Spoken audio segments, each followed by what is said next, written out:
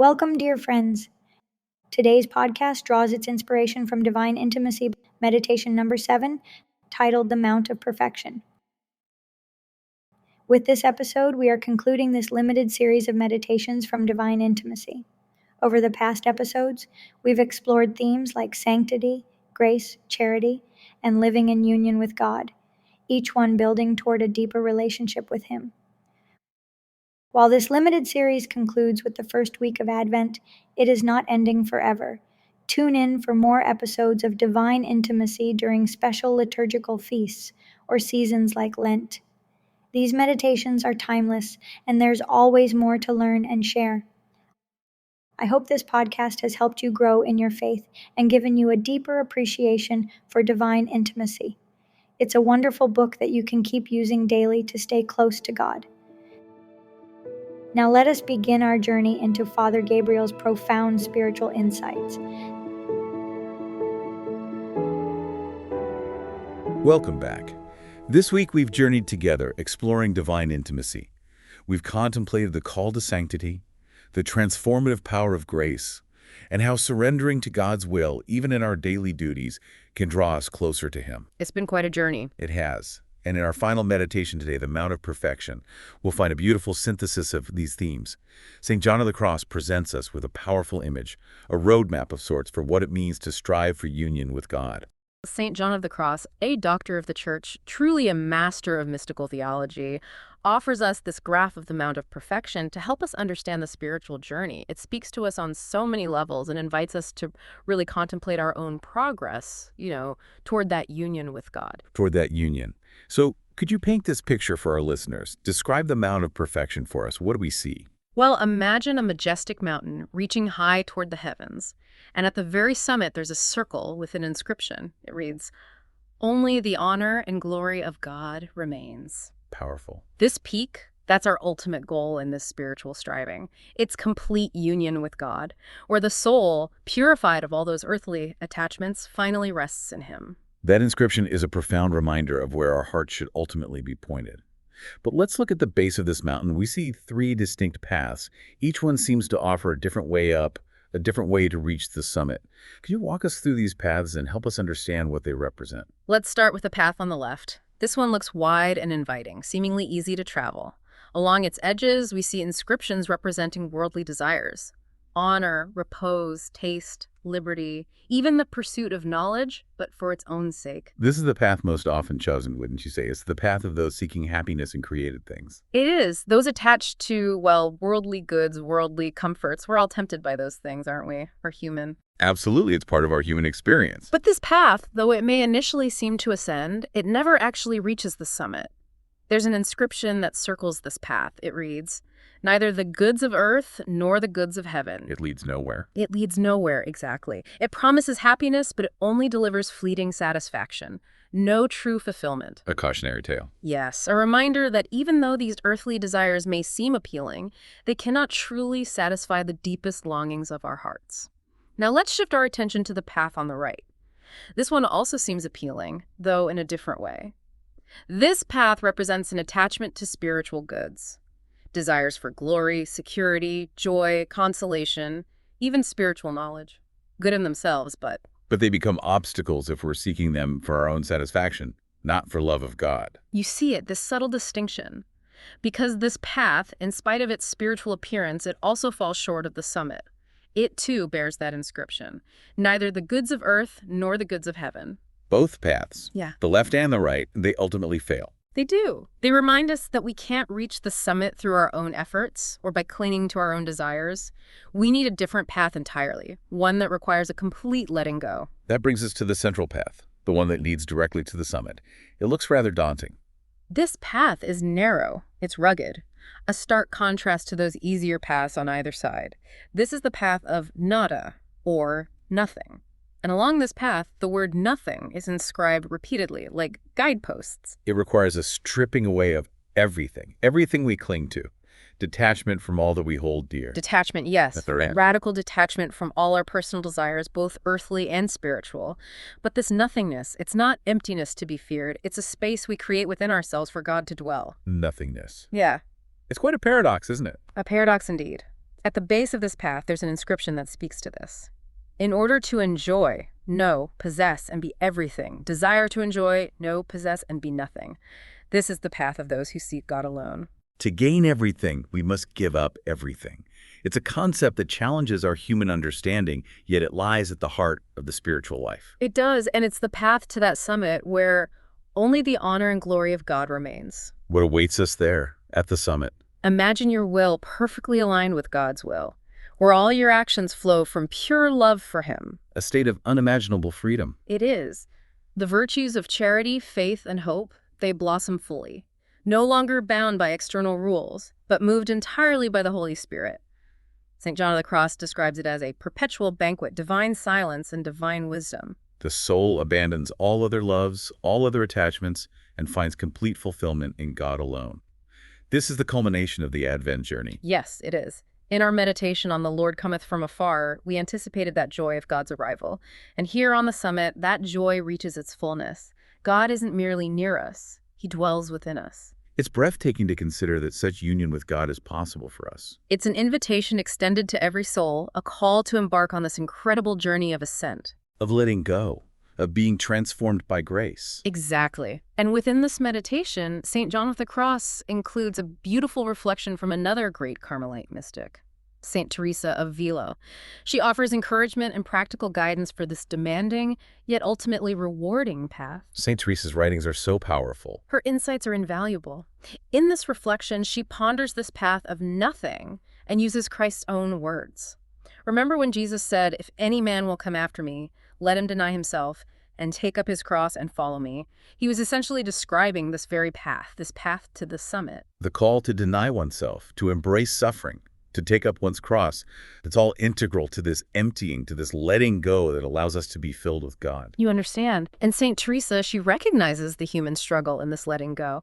She even asks God, "How can I, Lord, who am so wretched, undertake so demanding a journey?" She acknowledges her own weakness, her limitations. It's a sentiment that resonates with all of us. When we consider the heights to which God calls us, it's easy to feel overwhelmed, inadequate.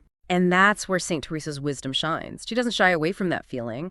Instead, she draws strength from remembering Christ's example. Remembering His example. Yes, reminding herself and us that He came to earth not just to redeem us, but to show us the way, to walk this very path ahead of us. She connects Christ's words about denying oneself, taking up one's cross, directly to this path of nothing. A striking parallel, highlighting the essential link between following Christ and embracing a life of, well, self-denial, surrender. Surrender. And what's comforting is that St. Teresa doesn't just leave us with that daunting call to surrender. She also emphasizes the assurance that God, who calls us to holiness, He provides the graces to attain it. He doesn't ask anything of us that He won't empower us to achieve. The Lord will help us, she says, and with His help, even the most difficult things become easy and pleasant. His divine assistance is always there, gently urging us onward. It's not a constant uphill battle against ourselves. God's grace, it transforms the path, making it possible to embrace those crosses we are given. St. Teresa goes even further, reframing our understanding of the path entirely. She describes it not as a narrow, treacherous climb, but as a royal road. A road where those who set out in earnest will travel securely. Her imagery is so powerful. It transforms our perspective. We can move forward with a sense of confidence, trust, knowing God is walking beside us, guiding us, supporting us. She speaks of His constant presence, His hand reaching out to catch us if we stumble. She says that even if we fall multiple times, it won't lead us to perdition, as long as our love for Him remains steadfast. What a message of hope. She reminds us that this journey is not about achieving some impossible standard of flawlessness. It's about persevering in love. Exactly. It's about constantly reorienting ourselves toward God, seeking His grace, trusting in His mercy. Our imperfections, they don't disqualify us from this path. They become opportunities to experience the depth of His love and forgiveness. And then she comes back to that thought-provoking question. Why are people afraid to set out upon the way of perfection? It seems to echo throughout the meditation. What holds us back from embracing the fullness of God's love? Why do we hesitate? Why are we, as she suggests, more afraid of this path, the path that leads to God, than we are of the lions of worldly distractions? She invites us to look inward. Who look inward. To confront our deepest selves. We can be more intimidated by the path of virtue than by the temptations of the world. It's a sobering thought. I think about all the times I've allowed myself to be distracted by things that don't ultimately matter. Fleeting pleasures, possessions, the need for recognition. And yet the things that truly nourish my soul, that lead to lasting peace, they can seem less appealing, more difficult. Perhaps it's because embracing this path of perfection requires us to let go of control. To surrender to something greater than ourselves. Yes, we're comfortable with the familiar, even if it leads us down a path of emptiness, dissatisfaction. St. Teresa urges us to open our eyes, to see that the path to God is not a path to be feared. It's a path that leads us home, to the source of all love and goodness. She tells us to keep our eyes fixed on God, the Son of Justice, trusting that he will never let us walk in darkness or be lost unless we first abandon him. And she ends with a beautiful prayer. Open thou mine eyes, O Lord, and grant that they may never be blinded again. A prayer for that clarity of vision. That unwavering focus on God that helps us navigate the complexities of life. Her words resonate so deeply with the message of Advent. We're preparing to celebrate the coming of Christ, the light of the world.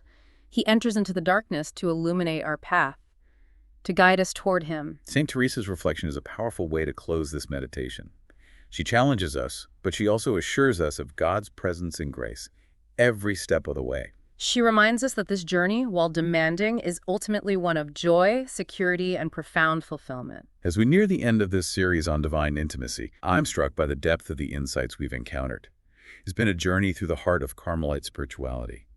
We've delved into grace, sanctity, union with God. We began by recognizing that universal call to holiness. That each of us is invited to become a saint. We explored the role of grace. That divine gift that empowers us. We pondered the importance of surrendering to God's will. Recognizing that fidelity to his plan is the surest path. And today, we ascended the Mount of Perfection, contemplating that state of perfect union, where his honor and glory alone remain. It's been a rich and challenging journey, but one filled with such profound insights, guides for our own lives. As we bring this Advent series to a close, our hearts are full of gratitude. For this time we've shared together, reflecting on these timeless truths. And while our formal exploration concludes for now, I pray that these meditations will continue to bear fruit in your lives, guiding your steps, deepening your relationship with God. We've been so blessed to share these reflections with you. As we enter the final weeks of Advent, preparing to celebrate the birth of our Savior, let us carry these themes in our hearts. The sanctity, grace, union with God. And perhaps in the spirit of Advent, we might envision continuing this journey together in the future. Perhaps during Lent, or on a special feast day. We would certainly welcome that possibility. I keep thinking about how these themes, the ones we've been discussing, they really resonate with this season. The mystery of the Incarnation, God taking on our human nature in Jesus Christ. It becomes even more profound when we think about our own call to union with him. It's like celebrating Christ's birth is also an invitation for us to allow him to be born anew in our hearts. Making space for his presence, his transformative presence. In creating that space, as we've been talking about, it requires us to empty ourselves, to surrender to his will, his grace. And in that surrender, that letting go, we find the firmness of his love dwelling within us. That's the beautiful thing. It is. So as we prepare to welcome the Christ child into the world, let's prepare our hearts to receive him more fully, to become more like him, to reflect his love and light. Perhaps the greatest gift we can offer this Christmas, a heart truly open, a soul that seeks his glory above all else. Such a beautiful way to think about the true meaning of Christmas. It's not just about the outward celebrations, those have their place. It's about an interior transformation. A deepening of our relationship with Christ. And with that in mind, as we close this series of meditations, I want to thank all of you who have joined us on this journey. It's been a blessing to walk this path together. And though this particular series ends today, the journey itself, it continues. Exploring divine intimacy, it's a lifelong endeavor, unfolding in every moment, every encounter with God's grace. And maybe, just maybe, we can continue exploring together sometime in the future. In the meantime, let these meditations nourish your souls, guide your steps. May the peace and joy of Christ, the one whose coming we await, be with you always.